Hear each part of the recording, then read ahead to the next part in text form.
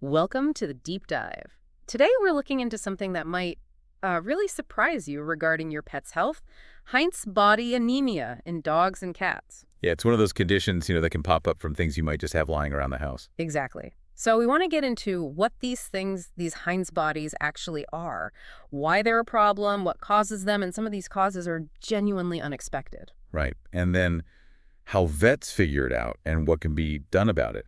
It's a good lesson in how even seemingly safe stuff might pose a risk. Absolutely.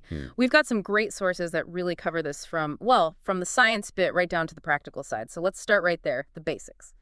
What is a Heinz body? Okay, so think of Heinz bodies as little signs, markers really, of damage inside red blood cells. The oxygen carrier. Precisely. And the damage is specifically oxidative damage. You could almost think of it like microscopic rusting happening to parts of the cell. Rusting. Okay. How does that start? How does a red blood cell get, rusty? It kicks off when substances called oxidants, and these can come from lots of places, basically overpower the red blood cells' built-in defenses. Ah, okay. So the defenses get overwhelmed. Exactly. And when that happens, part of the hemoglobin, the protein that actually holds the oxygen, gets irreversibly damaged, specifically the globin chains. And that damaged bit just stays there. Well, it clumps together, precipitates, and then it actually sticks itself onto the inside of the red blood cell's outer membrane. Okay, that sounds like it would definitely cause problems for the cell's function. What happens then? Well, the body's immune system spots these damaged cells, specifically cells called macrophages, mostly hanging out in the spleen. They target these altered red blood cells for removal. So they get filtered out? Usually, yes. Right. But sometimes the damage is so severe or the process is so rapid that the red blood cells actually burst while still circulating in the blood.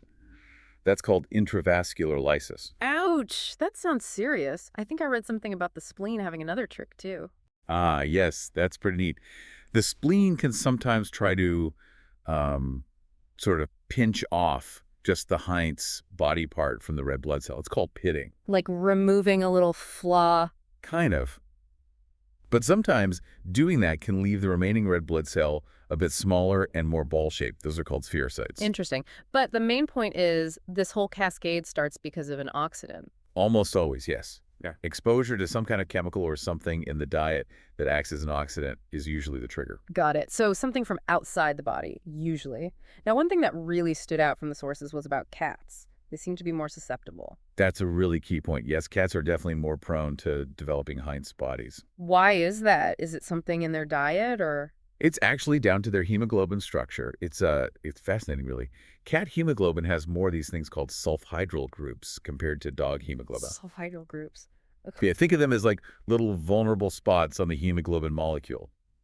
Oxidants find it easier to attack these spots in cats. Ah, so their red blood cells are just inherently a bit more vulnerable to this kind of damage. Exactly. So for you listening, if you have a cat, it just means their system is a bit more sensitive to these kinds of oxidative insults. Vigilance is key. That makes sense. But then it also said that sometimes healthy cats can just have Heinz bodies without actually being anemic. That seems counterintuitive. Yeah, that throws a bit of a wrench in things, doesn't it? It adds some nuance. But how does that work?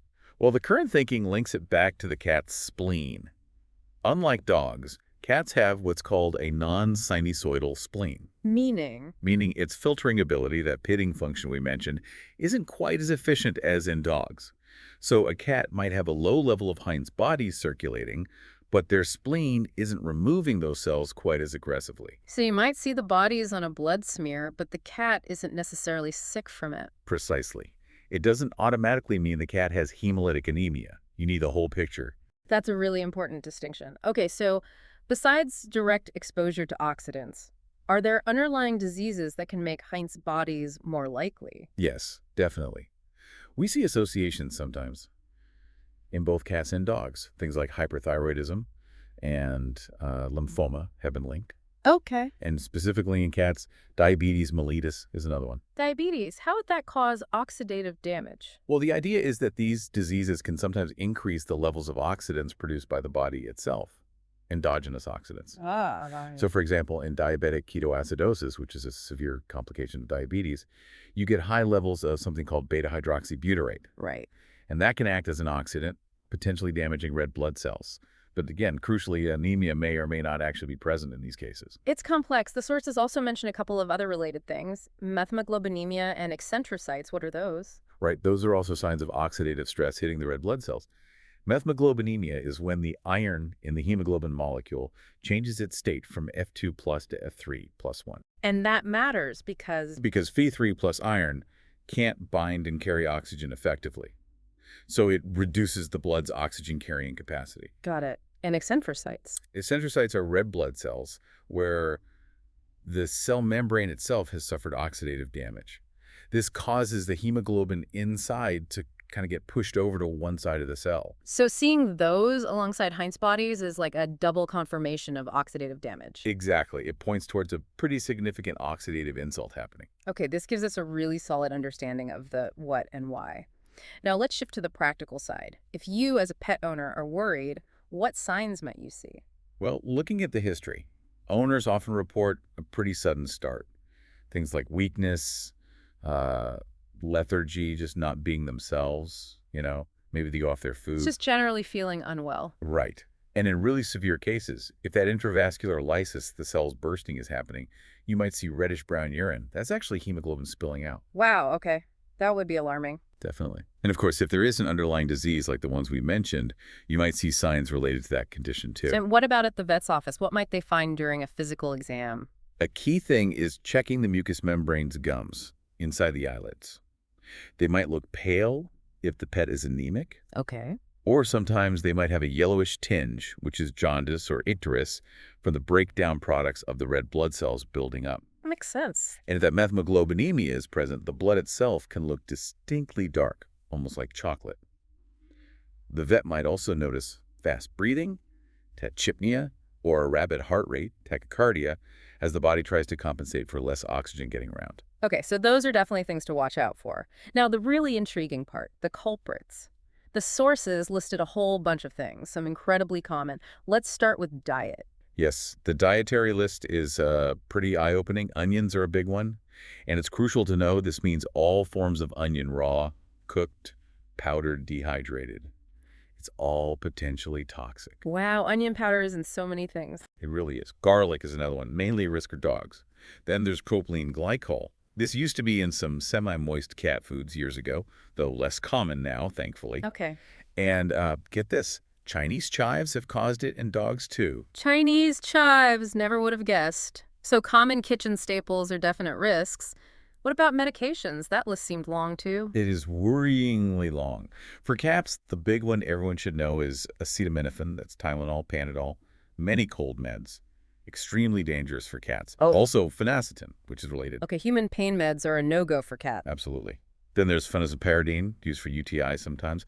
Methylene blue, which ironically could be used to treat methemoglobinemia, can actually cause Heinz bodies too, especially in cats. That's tricky. What about for dogs? For dogs, high doses of vitamin K1 or K3 have been implicated. Phenylhydrazine, an older drug, even propofol, a very common anesthetic. Propofol. Yes, particularly with repeated or prolonged use, especially noted in cats, actually. Also, topical benzocaine, like in some numbing creams, and D-L-methionine, sometimes used to acidify urine in cats. It's quite a list. It really makes you think about reaching for any medication without checking with a vet first, especially with cats. Definitely. And then there was the miscellaneous category. This had some truly wild ones. Didn't it just? Yeah. Zinc toxicity is a major one here. And the sources can be things you wouldn't immediately think of swallowing pennies, especially newer ones with high zinc content, or nuts and bolts, even some skin cream. Yes. Okay. Ethylene mothballs. If a dog eats those, that's a big risk. Right. Keep those locked away. And then the one that probably made both our eyebrows shoot up, skunk musk exposure. I know. Skunk spray can cause Heinz body anemia in dogs. That's incredible. It really is. It just shows you the triggers can come from really unexpected places, things you'd never connect to a blood problem. Absolutely mind-blowing. So, okay, loads of potential causes. If a vet suspects this, how do they actually nail down the diagnosis? Well, a big part of it is ruling out other things that cause similar signs specifically. Other types of regenerative hemolytic anemia. Meaning anemia where red cells are being destroyed, but the body is trying to make more. Exactly. So they need to rule out things like immune-mediated hemolytic anemia, where the body attacks its own red cells, or infections from certain blood parasites. I'm remembering what you said about cats. Right. And remembering that Heinz bodies can sometimes be seen in cats that aren't anemic, maybe due to other illnesses or just their spleen being different. So just seeing Heinz bodies isn't the whole story. You need context. So what are the key diagnostic steps then? First, you need to confirm there is anemia and that it's regenerative, the bone marrow is responding. Second, look for evidence of hemolysis, the red cell destruction. Elevated bilirubin is a clue. Third, and obviously crucial, is actually seeing the Heinz bodies on a blood smear examination. And fourth, eliminating those other possible causes we just mentioned. Makes sense. What would a typical blood test panel, like a CBC in biochemistry, show? Okay, so the CBC, the complete blood count, would typically show a low hematocrit or packed cell volume. That's the anemia. You'd likely see signs of regeneration, like polychromasia, those slightly larger bluish young red cells. Right, the new recruits? Exactly. Maybe even some nucleated red blood cells, which are very immature ones kicked out early by the bone marrow. An interesting quirk is that the machine's measurement of hemoglobin and the MCHC value might be falsely high. Why is that? Because the Heinz bodies themselves can interfere with how the automated analyzer measures hemoglobin. It scatters the light differently or something. Ah, tricky. And on the smear itself? On the stain smear, the Heinz bodies usually look like small, pale red, roundish blobs, sometimes sticking out from the edge of the cell membrane like a little nipple or blister. They can be harder to spot clearly if the red cells are all sorts of different shapes, which is called poikilocytosis. But finding large ones, or lots of them, in an anemic cat is a strong indicator. And in dogs, you might see those eccentrocytes too. And the biochemistry panel? That might show high bilirubin levels, hyperbilirubinemia, or bilirubin in the urine, bilirubinuria. Both point to increased red cell breakdown. Actual hemoglobin in the blood, or urine hemoglobinemia or hemoglobinuria, is less common, but can happen in severe rapid lysis. You might also see inflammation markers, like increased neutrophils or monocytes. Are there other specific lab tests that help? Yes, there's a special stain called new methylene blue. It's really useful because it stains the Heinz bodies a distinct blue color. Ah, makes them stand out. Exactly. Much easier to see and even count them, especially if the cell shapes are varied. Also, if the blood looks really dark, that chocolate color, the vet might specifically measure the methemoglobin level. And if you suspect zinc, then measuring the zinc concentration in the blood serum is definitely warranted. what about things like X-rays? Do they play a role? They can, specifically if zinc toxicity from swallowing something is suspected. An abdominal radiograph might show up metallic objects like coins or bits of metal in the stomach or intestines. Right, looking for the smoking gun, or the smoking penny in this case. Okay, so let's say the diagnosis is confirmed. What's the treatment plan? Job number one, absolutely critical, is to identify and remove the offending oxidant. Stop the exposure immediately. Makes sense. But, and this is important for owners to know, the anemia might actually get a bit worse for a few days after the exposure stops, before it starts getting better. Oh, really? So don't panic if things don't improve instantly. Correct. The damage is done, and it takes time for those affected cells to be cleared and new ones to come online. If the pet just ate the toxin, inducing vomiting might be considered by the vet. Okay, what else? Supportive care is huge. It really depends on how sick the animal is. This could mean intravenous fluids to keep them hydrated and support circulation. In severe anemia, blood transfusions might be necessary to boost the oxygen carrying capacity. Oxygen therapy could be needed if they're having trouble breathing. And keeping them quiet, restricting activity, helps reduce the body's oxygen demand. And if they did swallow a zinc object? Then you need to get it out. That might involve endoscopy using a camera scope to retrieve it, or potentially surgery. Are there specific antidotes or medications for the Heinz body formation itself? For acetaminophen toxicity in cats, yes, there's a very important drug, N-acetylcysteine, or NAC. How does that work? It basically helps replenish glutathione, a key antioxidant substance in the liver that gets depleted by the acetaminophen metabolism, allowing the liver to process the toxic stuff more safely. It's usually given IV or orally, starting with a loading dose, then repeated doses. That's good to know there's a specific treatment for that one. Any medications to be careful with? Yes, we touched on this. Using methylene blue to treat methemoglobinemia needs caution, as it can potentially worsen Heinz body formation itself, especially in cats. It's a bit of a double-edged sword there. Right. What about those alternative ideas, like dietary antioxidants? Do they help? Well, it's a bit controversial, at least not strongly proven. Things like bioflavonoids, vitamin E, vitamin C. Yeah. Theoretically, they might help combat oxidative stress, But there isn't solid scientific evidence right now to say they're a primary treatment or will definitely prevent it. Right. They're not a replacement for removing the cause and giving good supportive care, maybe an adjunct in some cases, but the jury's still out on major benefits. Okay, focus on the knowns. What about after the crisis? What follow-up is needed? Regular check-ins are key. The vet will want to do repeat CBCs and look at blood smears periodically. To track progress. Exactly. To monitor the red blood cell count coming back up, checking the regeneration, and to see the Heinz bodies gradually disappear as healthy new cells replace the damaged ones. And the number one piece of advice for preventing this whole ordeal in the first place? Avoidance, avoidance, avoidance. It really comes down to being super careful about what your pets might encounter or ingest. So practical steps. Keep all onions and garlic in any form well away from them. Read pet food labels, though propylene glycol is less common now. Be incredibly careful with all medications.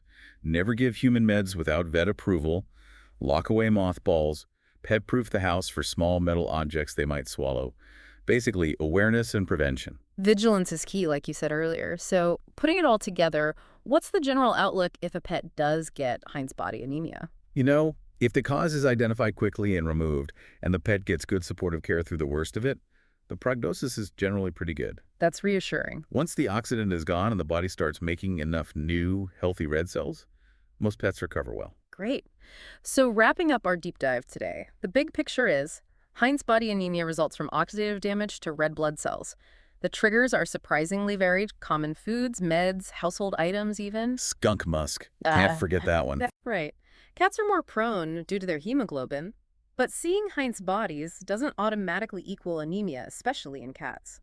Diagnosis involves confirming hemolytic anemia, finding the bodies, and ruling out other causes. And treatment hinges on removing the cause and providing solid supportive care.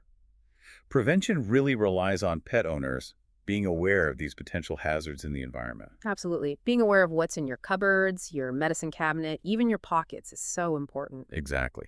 And, it does leave you with a thought, doesn't it? Considering how sensitive these red blood cells are to so many different things. What other everyday substances, things we think are harmless, might be having subtle, unforeseen effects on our pets or maybe even on us? That's a fascinating question. Definitely something to ponder and perhaps chat about with your vet next time.